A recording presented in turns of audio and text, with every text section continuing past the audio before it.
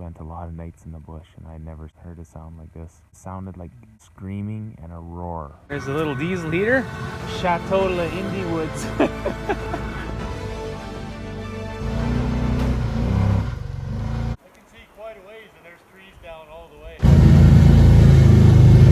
Well, it's getting tight. It's starting to just get tight now.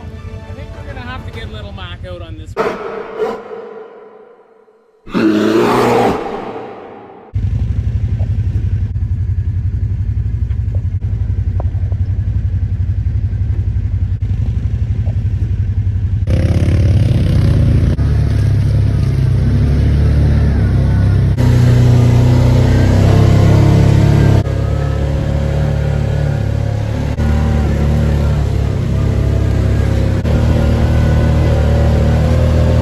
Hey everyone, how you doing? Well, this was a trip that we did in the fall of 2022. Team China was pretty new at the time, and I just kind of thrown it together and taken it on a few trips. And my buddy Andy was wanting to go on a couple day trip, so he came to town, and we left from my house, and we basically just took all these old trails that I used to ride about 25 years ago. Some of them I had cleared out over the years. This is one of them right here. This trail used to be only wide enough for a quad, and then I widened it out enough to get my old Jeep Cherokee through there. But this is going to be a trip. It's about I think it was a 3-day trip, and we were testing out his diesel heater and my ice pop-up ice shack tent. We have a pretty scary bear encounter the one night. It was just a real fun trip. We see some cool old historic stuff, some old evidence of logging, an old hunting camp, things like that. And so, yeah, hopefully you'll enjoy the video here. It should be about probably no more than 3 videos for this series.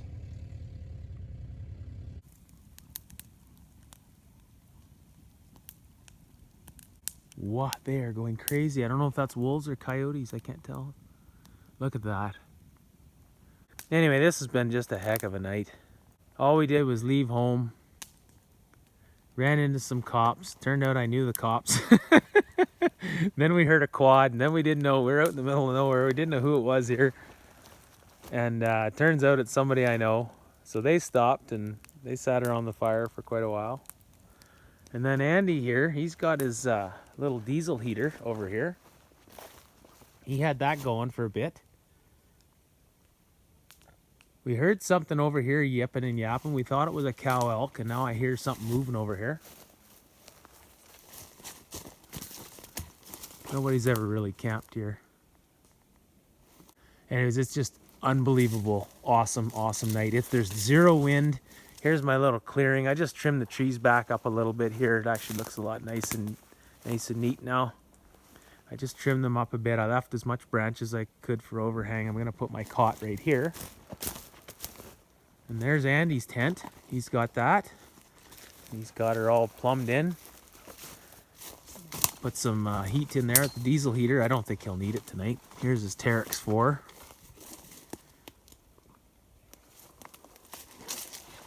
Yeah, so this other fella and his wife that showed up, they actually took the trail that I took on my last trip, where I staked it off with all the ribbons, and they were super happy that I had done that. I guess they got up there tonight and they're like, wow, somebody staked this trail, because it is kind of hard to find the trail, and well, now it's not, right? So yeah, this is a cool little trail. I cleared this one out about 4 or 5 years ago. You can see all the branches I trimmed up. These branches used to hang way out and you're always getting slapped in the face, so I just trim them up nice, and yeah, look at it now. Now it's a beautiful little trail. It goes along a ridge here. Full moon night. This is just awesome for October. What are we, October 8th or 9th, something like that? What's the date today, Andy? October 9th or something? Yeah, it is now. Jeez, that's crazy to be this warm for October. Anyways, oh, Andy got the fire going. There's we're just having a couple of beers, and I'm having my Sour Patch Kids. We're not driving anymore. We're just having a couple here before bed. Yeah, and I'm not going to set up my tent tonight. I'm just going to do the old cot thing again. Hopefully Mr. Cougar don't come out here and try and wake me up in the middle of the night. But anyway, that's it. Okay, here she is, folks. She's going to start. Oh, there she goes. There she doesn't go. Oh, I didn't prime it. It's minus 40. Now she'll go. Oh, there she goes.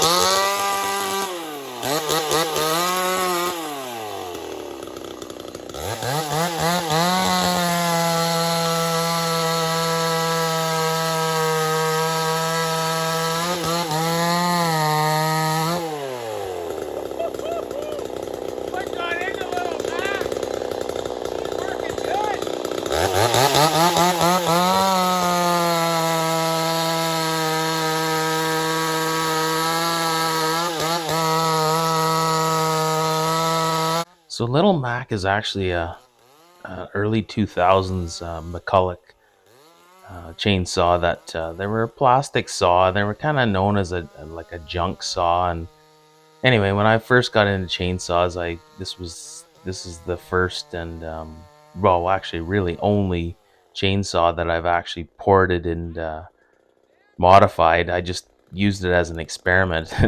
I kind of went against all the rules of chainsaw porting. I went extreme on certain things, and anyways, it ended up this thing runs flawless. Like, it's literally, I can have it start in the first pull sometimes. Just a great little saw.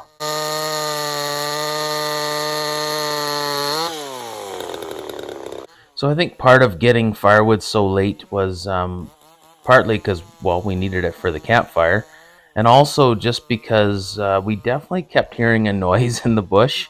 Didn't quite know what it was, so this was kind of, just something to warn whatever it was, I cut 4 inches off, and I put a new rope like this. So here's how it's gonna go down. Pull it out, go like this, line up the stars, make sure the sun's coming up in the east, put this there, put that like that there, over here like that there, pull this over there, and then like that over there, 2 hiccups, and you just pull her off like that. And that's all she is, boys and girls, kids and ladies and gentlemen. Well, there she is. Home sweet home for tonight. Not too bad. Pretty good, actually. Look at that. Okay, well, we're gonna head her to bed. Yeah. So my friends that showed up with their new side-by-side, they had one of those KRX 1000s. It was a fellow and his wife. They had left, and Andy and I eventually went to bed, and everything was going pretty good. I was in my cot. Andy was in his tent with a diesel heater. But then something woke me up, and it wasn't a really good thing. Well, we got a couple hours sleep, and I can hear this noise over top of Andy's heater, and it was not a normal noise. Like, I've spent a lot of nights in the bush, and I never heard a sound like this. Yeah, I keep hearing it over and over again, even though it's not going now. But I think it was sounded like a screaming and a roar, I guess, is the best way I could describe it. It was not far away. It was close. And it went on for almost 10 minutes. And I couldn't hear it because of this heater. Normally I would have heard it really well. So eventually I got up. And I told Andy, I was like, you gotta listen to this thing. And he actually could hear it over top of the heater as well after. So we shut it off and we heard it like twice, and that was it. So I don't know if that was the sound a grizzly makes or a moose makes. One time I had to walk out of the mountains and I heard a sound like, I'm pretty sure it was that sound. And I thought I had Googled it, and I always thought it was a moose, and it ended up being the sound that a grizzly makes. But I can't remember why it makes that sound. Like if it's kind of like a warning sound or something, like when it doesn't, because we have a couple of lights out and then we've got that heater going. I don't know. Anyway, it's a freaky sound. It's not a good sound to hear in the bush. For people that believe in a Sasquatch, that's definitely the sound that they would think that it would make. So anyway, I'm going back to bed. I'm under the sleeping bag here. It's pretty cold. It says it's 7.6 degrees, but it feels like it's, minus something. This is a cold night. It's weird because when I went to bed I thought it was going to be warm, but it's actually been super cold, so I put some more layers on. I gotta get that wood stove going. Andy's tent is not really holding any heat because it's all open on the top, but it's taking the chill off for him, at least with that diesel heater. But anyways, over and out. Okay, so imagine yourself sleeping on a cot in the middle of the bush, and you hear this sound.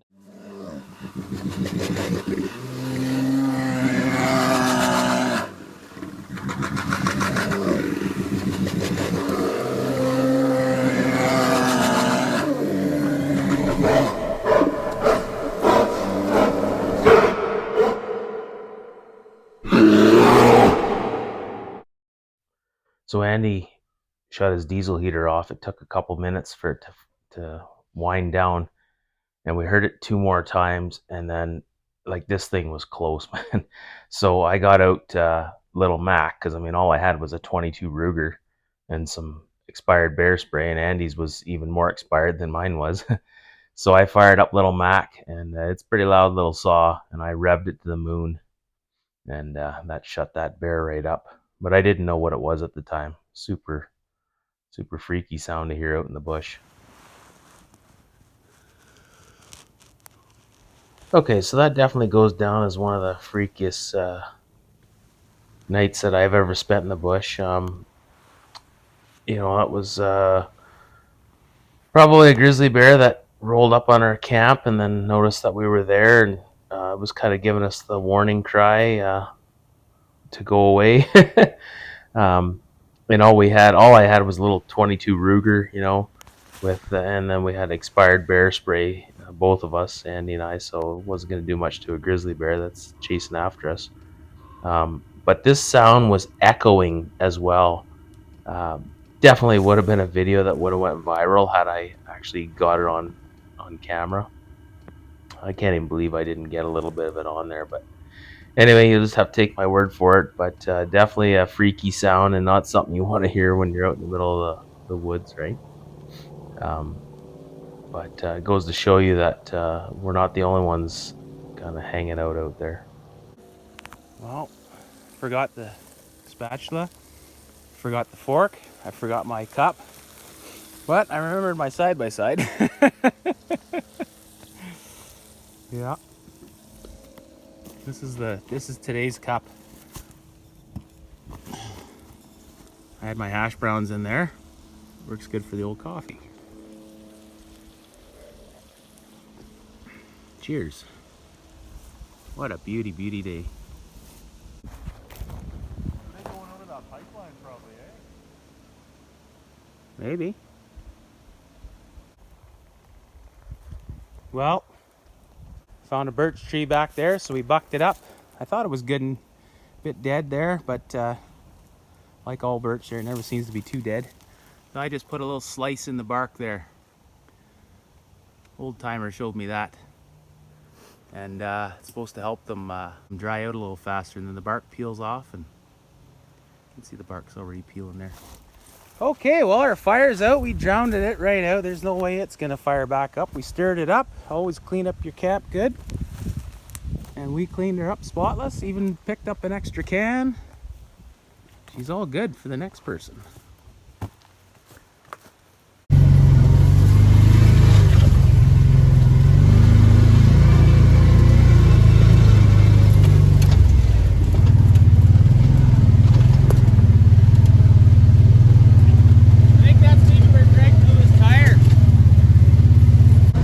So this is coming up to the first cut block. So this was all solid bush up until this point, and then this is just the edge of the newer cut block. It's probably about 4 years old at this point, I guess you could say, and we just made our way to the top. We're way up in the hills here.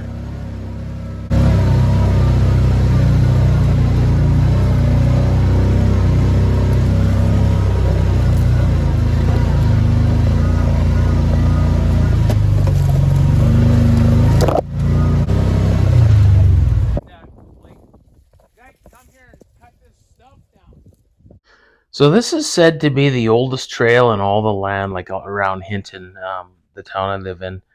It's called Seabolt Ridge Trail, and we've actually, me and a couple other guys are actually the ones that kept this trail open over the years, like the last like 7 years. I was totally grown in. We came up in Jeeps and stuff, and we opened it up. Just a really cool old rugged trail, lots of steep hills. And now that they've logged it, actually, it's nicer that they've logged it.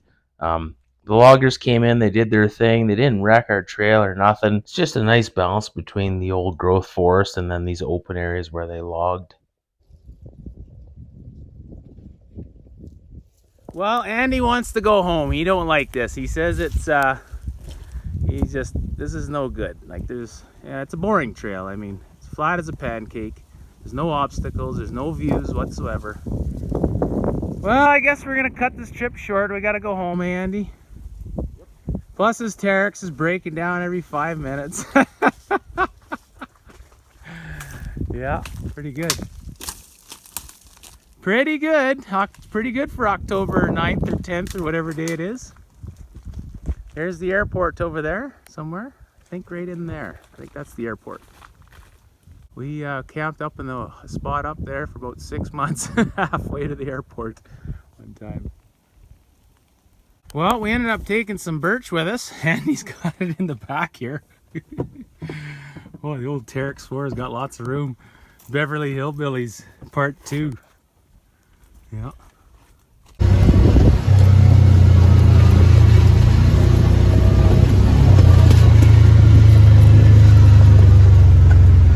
So we continued on here, and this is actually the old original trail, what it looks like after they've logged it. And I've since cleaned it up quite a bit, just throwing the big stick stabbers out of the way, because some of those sticks, they can actually come right through the floorboards, and extreme cases, they'll kill you.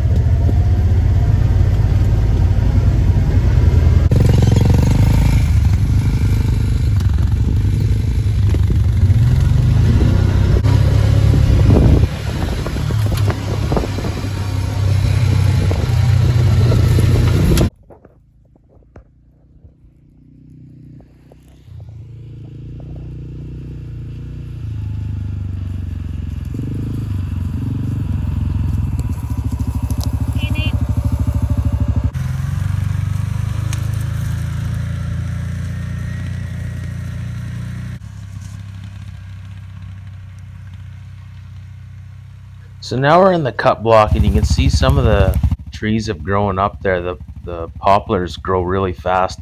They actually came in after and they sprayed this area. It's kind of like a controversial thing, but they spray it to keep the poplars away.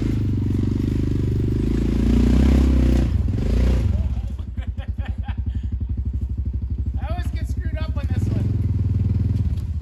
So if you watch that video where I went and the night that I spent the night under a spruce tree there and I looked for those old coal mines, this is a spot where I actually had to cut 2 trees. The trees just to the right of the side-by-side had actually blown over and they blocked that section where I'm in right now, so that'll never be traveled again. And I made the bypass around to the right. There already was another bypass, but I had to reestablish it because a couple other trees had blown over.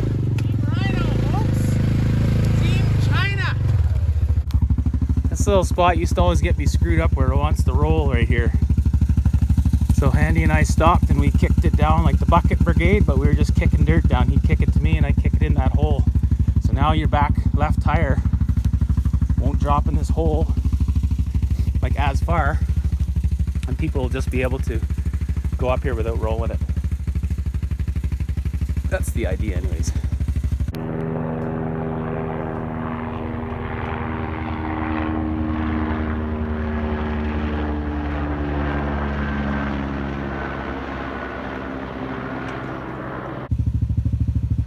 So we made it through that first cut block and now we're just coming up to the second one. That's what they do. They log a little area and then they leave a stretch and then they log it again. So it makes for a really interesting trail. Yeah, the rhinos are famous for that squeaking sound there. That's the rear disc. They do have a different disc that you used to be able to get for it that apparently stopped that squeaking. So I'm going to look into that. And then I want to put the 700 Rhino disc brakes on both wheels, and then I'm gonna use the, oh, gee, that's a hell of a view. And then I'm gonna use that other the brake on the disc. I'm gonna use that for like an emergency brake. So if say I broke a brake line, because I'm coming down hills like this and I broke a brake line, my engine braking and my e-brake isn't going to be enough to stop me. And this isn't even a steep hill right here. So since this video, I've actually went with the Yamaha factory one-way clutch bearing because the China ones are just junk. And I could easily come down here without even touching the brakes. Well, folks, we got a do-it-yourself home repair. Not on the Cowie, as usual. Those things are pretty bulletproof. Old Team China's been working good, but it sounded, just something sounded off. And I pulled it, and I see that, pulled over, and I see my bracket is cracked right there. Then there's a bracket right here that is broken. I don't know if we'll be able to see it here, folks. Oh yes, we will. Anyways, this is loose here, this muffler, so I'm gonna tighten it up. And hopefully that'll smarten her up. I thought my bolts were broken down there again, because these things are famous for those bolts breaking. And I kind of got some makeshift bolts. I mean, they're holding, they're doing their thing. But yeah, I even put the Yamaha ones and it snapped the Yamaha ones off. So it must just be like, this is too rigid, or maybe my motor mounts are done. I'll have to double check them. Okay, and I see my exhaust wrap has kind of come off a bit. So we watched the big jets fly over there, and we're way high up in the hills at this point. Just a freaking stunning view up here.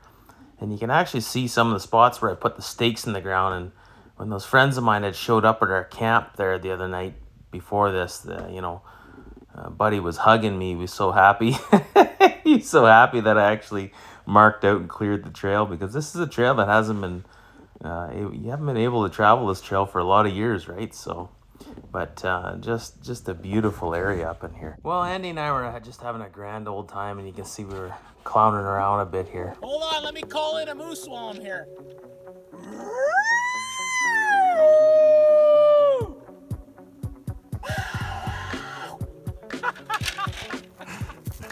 The forest industry had left some beetle, I don't know, whatever you call them, something to catch the beetles. So anyway, we made a beer bong out of it.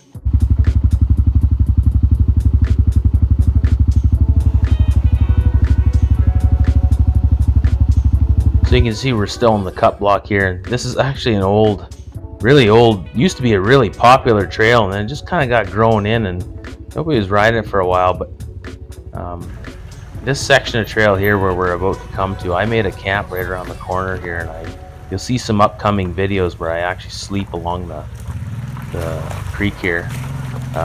This is just a really cool old rugged trail, and basically not that many people were using it until we opened it up.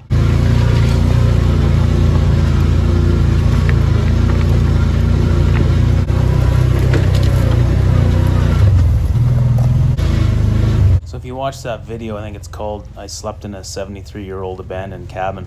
That's when I made this little camp spot here and just trimmed the trees back and set my cot up and just slept under the stars there in the trees. Oh, no way! I thought you would have made her, buddy. Chateau La Indie Woods. There's a little diesel heater. Oh, he does her. It's hard to even get a picture here, but yeah, this is the old trail. Okay, Andy's gonna try it here.